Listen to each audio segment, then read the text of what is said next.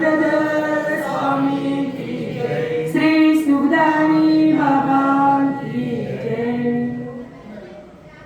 श्री सुखदानी बाबा यांच्या असीम कृपेने आणि नाशिक जिल्हा महानुभाव समिती यांच्या प्रेरणेने अविरत चाललेली ही व्याख्यानमाला 38 वर्ष झाले आणि या वर्षी 39व्या वर्षामध्ये पदार्पण केलेले आहे।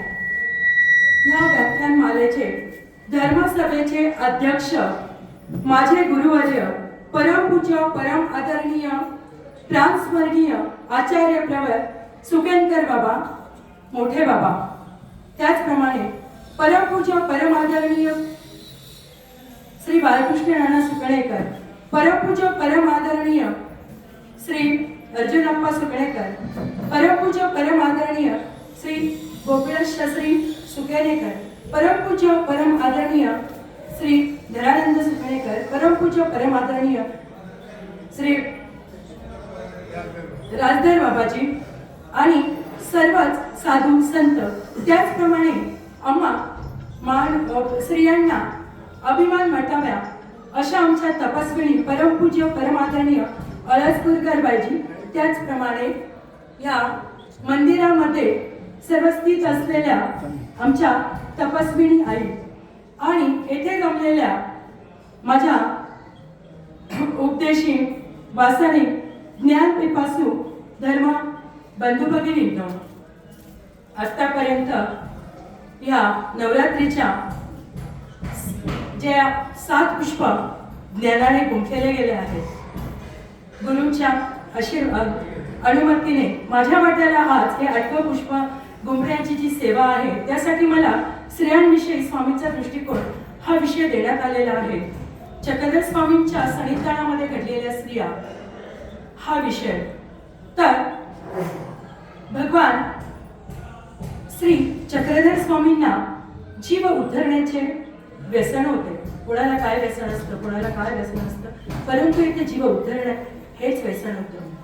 भगवान श्री चक्रधर स्वामींनी जो अवतार घेतला तो 12व्या शतकामध्ये घेतला आणि 12व्या शतकामध्ये महाराष्ट्रावर यादवांचे राज्य होते।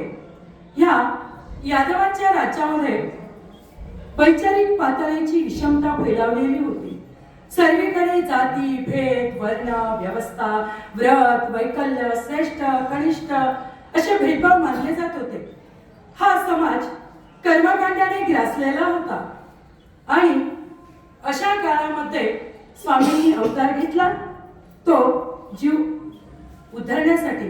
आता परमेश्वर या भूतलावर अवतार घेतात तर त्या पाठीमागचे कारण की परमेश्वराजवळ जो आनंद असतो तो आनंद परमेश्वराला या जीवाला द्यायचा असतो, परंतु हा जीव अनादी काळापासून अविद्यायुक्त आहे आणि अविद्यायुक्त आहे, त्याला अविद्याने ग्रासलेला आहे आणि म्हणून मग अविद्येचा छेद करण्यासाठी याला कर्मभूमीमध्ये जन्म घ्यावा लागतो आणि कर्मभूमीमध्ये जन्म घेऊन एकनिष्ठ परमेश्वराची भक्ती करून त्याला परमेश्वराशी लीन होऊन आपल्या जीवाचा फलित करून घ्यावा लागतो। तर परमेश्वराच्या करावाणीच्या मुखातून निघालेल्या उद्गारानेच आपण येथे समजून घेऊ। अवघा जणू ठकला ठेला असे, अवघा जणू ठकला ठेला असे, तयाचे ठक पुसिता कवणी नसे, तयाचे ठक पुसिता कवणी नसे, तू का ठकला असे हे कुणी ना पुसे, तू का ठकला असे हे कुणी ना पुसे, हे जीवा अविद्येचा छेद करू जाणे, हे जीवा अविद्येचा छेद करू जाणे। खरोखर तळागाळातल्या समाजाला जे वरिष्ठ लोक होते ते सामान्य लोकांना त्याची वागणूक देत होते, त्यामुळे सामान्य जे स्त्री पुरुष होते तळागाळातली होती जी साधी माणसं होती त्यांचा कैवार घेणार त्यांचे दुःख विचारणारा असा कुणीही त्राता त्या 12व्या शतकामध्ये नव्हता। परंतु भगवान श्री चक्रधर स्वामी आणि श्री गोविंद प्रभू यांच्या समता ममता आणि एकता या त्रिसूत्री विचारांनी हे कार्य महाराष्ट्राभर केले। आता सर्वज्ञ श्री चक्रधर स्वामी यांनी श्री गोविंद प्रभूंकडनं उभय शक्तीचा ज्ञान स्वीकार केल्यानंतर ते सालबर्डीच्या डोंगरामध्ये गेले. तेथे त्यांनी 12 वर्ष काढली. त्यावेळेस स्वामींनी मौन धारण केलेलं होतं आणि या मौनावस्थेमध्ये स्वामी प्रत्येक जीवाची 12 वर्ष चिंतन करत होते. याच सालबर्डीच्या डोंगरामध्ये मुक्ताई होती, भर्तृहरीची भाऊजाई, आणि विक्रमादित्य जो राजा होता त्याची ही राणी होती. ही लीला भगवान श्री चक्रधर स्वामींनी देवकींना सांगितलेली होती. आणि ह्या मुक्ताईनी म्हणे आपल्या जीवाचं फलित व्हावं, आपल्याला परमेश्वर भेटावा आणि या जीवाला मुक्ती मिळावी म्हणून तब्बल 1300 वर्ष तपश्चर्या केली होती. अशी ही महान तपस्विनी होती. या तपस्विनीने स्वामींना पूजा अर्चा करण्यासाठी विनवणी केली आणि मग स्वामी मौन्य देव म्हणून त्यांच्या गुंफेमध्ये गेले. तिने 13 वर्षाची तपश्चर्या केलेली होती ना, त्यामुळे तिचे संपूर्ण शरीर केसाग्राने झाकलेले होते. तिच्या नखांच्या चुंबड्या झालेल्या होत्या. अशी महान तपस्विनी योगिनी ती होती. तिने स्वामींना जेव्हा आपल्या गुंफेमध्ये येण्यास विनवलं त्यावेळेस तिने स्वामींना छानपैकी आसन केलं. स्वामींची तेथील वनपुष्पांनी पूजा केली आणि त्याच जंगलातल्या फळांनी कंदमुलांनी स्वामींची आरोग्य केली. येथे आपण हा मुद्दा लक्षात घ्यायला पाहिजे की विषय आपल्या स्त्रियानुष्टीचा आहे आणि स्वामींनी सर्वप्रथम पूजेचा आरोग्याचा मान हा दिला एका स्त्रीला, त्याही महातपस्विनी स्त्रीला. ही गोष्ट प्रथम स्मरणीय आणि वंदनीय आहे. त्याचप्रमाणे महानुभाव पंथामध्ये पूर्वी स्त्रियांचा बालविवाह होत असे. बालविवाह होत असल्यामुळे पूर्वी विधवा स्त्रियांचे प्रमाणही खूप होते. आणि मग पूर्वी म्हणा की आत्ताही काही प्रमाणात म्हणा, विधवा स्त्रियांकडे बघण्याचा समाजाचा दृष्टिकोन हा कुचस्तेचा होता. ते तिला हीन लेखायचे. तिला कुठल्याही सांस्कृतिक किंवा कौटुंबिक विचारामध्ये मानाचे स्थान नव्हते. आणि अशा त्यावेळी स्त्रिया ह्या खूप दुःखी कष्टी झालेल्या होत्या, ताऊन सुलाखून निघालेल्या होत्या. आणि मग अशा स्त्रियांना जेव्हा त्या संसाराला त्यागल्या होत्या, समाजाला त्यागल्या होत्या, अशा अनेक विधवा स्त्रिया ह्या परमेश्वर माऊली दयाळू मायाळू कणवाळू कृपाळू भगवान श्री चक्रधर स्वामींच्या मांदियाने आल्या. आपल्या पंथाला पूर्वी जयकृष्ण पंथ, भटमार्ग, परमार्ग अशी अनेक नावे होती. कारण परमेश्वर माऊलीच्या सावलीमध्ये त्या विसावल्या होत्या. त्यांना तिथे त्यांचा जो आत्मा दहन होता त्याला शांती मिळाली होती. अशा प्रकारे स्वामींनी जीव उतरण्याचं कार्य हे पायी भ्रमंती करूनच केलं. स्वामींची पायी भ्रमंती चालू असताना स्वामी मेहकरला गेले. मेहकरला ज्या वेळेस स्वामी गेले त्यावेळेस गोकुळ अष्टमीचा सण होता, उत्सव होता आणि तेथे 2 तपस्विनी बोणेबाई होत्या. आणि या बोणेबाईंनी गोकुळाष्टमीची तयारी कशी केलेली होती तर त्यांनी सर्व मातीचा गोकुळ तयार केलेलं होतं. वसुदेव देवकी मातीच्या केलेल्या होत्या.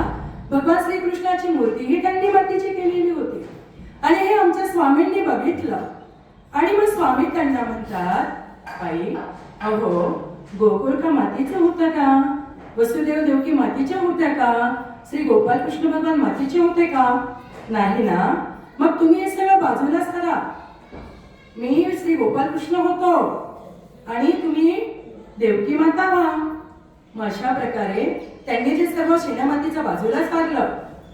स्वतः ह्या बोणेबाई देवकी माता म्हणून झाल्या आणि भगवान श्री चक्रधर स्वामी हे बाल स्वरूपातले श्री गोपाल कृष्ण भगवान झाले. ह्या लीलेवरून तरी समाजाला याची जाणीव व्हावी की सर्वज्ञ श्री चक्रधर स्वामी हे गोपाल कृष्णाचेच अवतार होते. ही गोष्ट प्रखरपणे लक्षात घ्यायला हवी. आता स्वामी ची भ्रमंती चालू असताना स्वामी जीव उतरण्याचे कार्य करत असताना स्वामींचा मुक्काम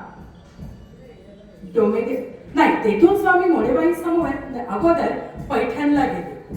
आता ही पैठण नगरी जी होती ना, तर ती तेथे सर्व धार्मिक गोष्टी तेथे चालत असायच्या. ती एक विद्येची नगरी होती आणि या पैठण नगरीमध्ये स्वामी गेले.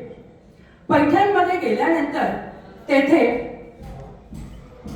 बाईसा होत्या, त्या पयोव्रती धर्माच्या होत्या. या बाईसांना म्हणे ईश्वर सेवा घडली होती. बाईसांकडे त्यांचं नाव नागोबाईसा होतं. बाईसांच्या सन्निध्याला आला, स्वामींच्या सन्निध्याने आल्यानंतर त्यांचं बाईसाई नामकरण झालं. तर या नागोबाईसा पयोव्रती धर्माच्या असल्यामुळे आणि त्यांच्याच ठिकाणी त्रिदोष होते. आता प्रत्येकाकडून सांगितलं जातं बाईसांच्या अंगी त्रिदोष होते. तर आपल्याला कोणते त्रिदोष होते याची ही जाण झाली पाहिजे. तर बाईसांच्या ठिकाणी मार्गश्रेष्ठत्व, वयोवृद्धत्व आणि पयोव्रतत्व असे हे 3 गुण होते. आणि अशा या दोष असलेल्या या साध्वीच्या गुंफेमध्ये स्वामींचे आगमन झाले. तर स्वामी तेथे गेल्यानंतर या बाईसा स्वतःला श्रेष्ठ समजत होत्या. त्यामुळे त्यांनी काय केलं, त्या दाराशी जे बसायचं पटकर पडलेलं होतं ना, त्या पटकरावरच स्वामींना बसायला दिलं. कैवंटीमध्ये पाणीभार दिला आणि मग 1 नाही 2 नाही असं 3 दिवस झालं. आणि या बाईसा स्वतःला श्रेष्ठ समजत असल्यामुळे त्यांचे शिष्य होते पांड्या आणि हंसूबाई, यांच्याकडून त्या आपला पूजा पुरस्कार करून घेत होत्या. 3रा दिवस ज्या वेळेस उगवला त्यावेळेस त्या आसनावर बसलेल्या होत्या आणि परब्रह्म परमेश्वर हे दाराशी असलेल्या पटकरावर बसलेले होते. आणि ज्या वेळेस स्वामींची आणि नागोबाईसांची नजर झाली, त्यावेळेस नागोबाईसांना स्वामींकडून दृक स्पर्शाद्वारे एक कलिकेचे प्रेम संचारले. आणि त्याच वेळेस बाईसांना कळलं की आपण तर सदा जीव आहोत आणि हे तर परमेश्वर अवतार आहे. ही मोठी चूक लक्षात आल्यानंतर बाईसा धारकन आसनावरून खाली उडी घेतात आणि स्वामींच्या चरणाशी लोळण घेतात. स्वामींना अंतःकरणाने दंडवत करतात आणि स्वामींना आदरातिथ्याने उठवून आपल्यापेक्षा उच्च आसन तयार करतात. स्वामींना त्या आसनावर बसवतात आणि स्वामींची यथायोग्य अशी पूजा करतात. आता